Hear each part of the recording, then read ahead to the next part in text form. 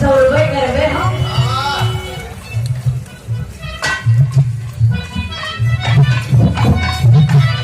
मेहरारू बड़ा चमक बा, कालस रोज रोज दौड़ौले का रीजन बा। रीजन का बा कि काम बढ़िया नहीं थे के बड़ा काम का बा मास्टर साहब वो गीत बतावत बा।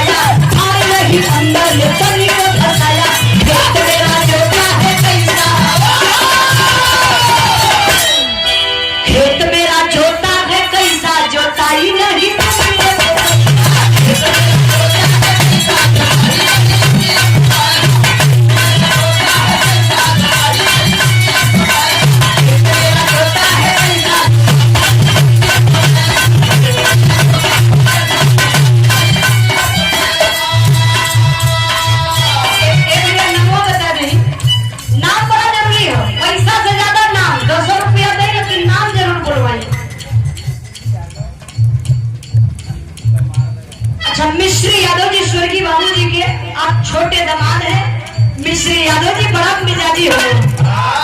अच्छा ये ससुराली में आलू वो इसे मिजाज गरम बा।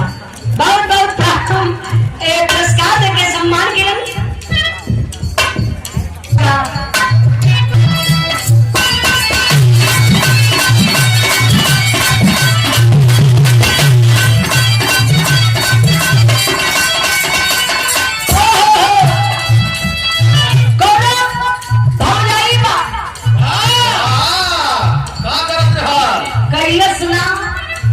तकलीफ में बा।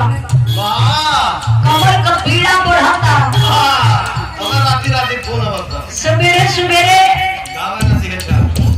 बाहरे आके बैठल बा, गाने पे हाथ रखले बा, पीछे कमर के सुहरावाता।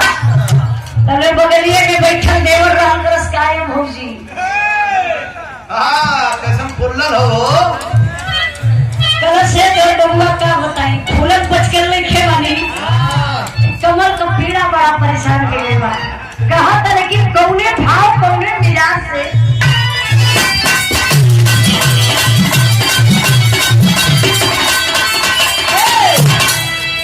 फूटा तक दहिया तू खाता